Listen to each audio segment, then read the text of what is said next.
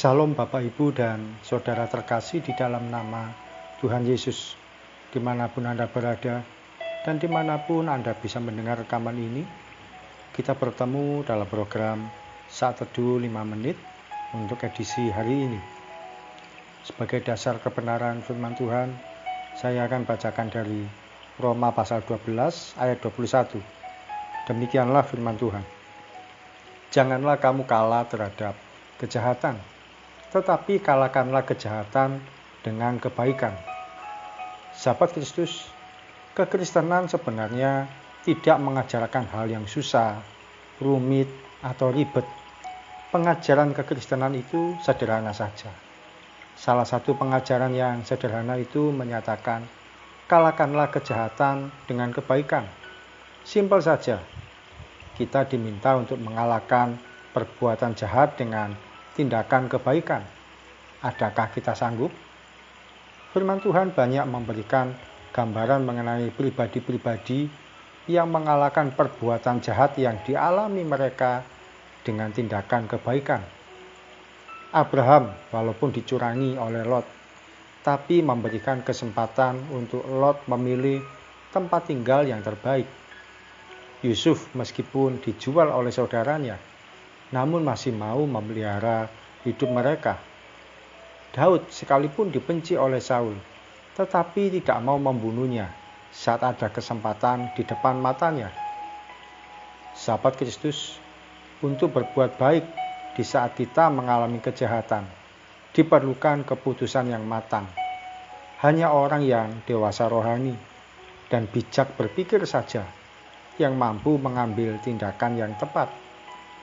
Orang yang belum dewasa rohani akan berpikir apa yang bisa dilakukan untuk membalas kejahatan yang diterimanya. Namun seorang yang takut akan Tuhan dan bertumbuh dalam iman akan mempertimbangkan tindakan baik apa yang bisa saya lakukan untuk menutupi kejahatan yang dilakukan pada saya. Firman Tuhan tidak mengajarkan untuk kita kalah dengan kejahatan. Kita tidak diajarkan untuk terus-menerus menderita, pasrah, dan pasif ketika mengalami kejahatan. Namun kejahatan itu harus kita kalahkan dengan kebaikan. Saat kita diperlakukan yang tidak semestinya, kita pun seharusnya juga berpikir untuk apapun dan bagaimanapun caranya bertindak baik menutupi kejahatan yang diarahkan pada kita. Mari kita berdoa. Terima kasih Tuhan Yesus melalui firman-Mu yang kami renungkan, yang kami terima begitu sederhana sekali, yaitu supaya kami mengalahkan segala kejahatan yang dituduhkan pada kami, diarahkan pada kami, apapun itu, kami kalahkan dengan kebaikan. Terima kasih Tuhan Yesus, Engkaulah kekuatan kami, Engkaulah yang memampukan kami, sebab tanpa kekuatan dari Tuhan, kami tidak mampu. Kami hanya akan terpancing emosi, kami hanya terpancing dengan kemarahan. Tapi dengan kekuatan dari Tuhan Yesus, kami akan bisa membalas kejahatan dengan kebaikan. Membalas orang yang berbuat jelek pada kami, berbuat negatif pada kami, dengan memberikan kasih sebagaimana yang Engkau ajarkan. Terima kasih Tuhan.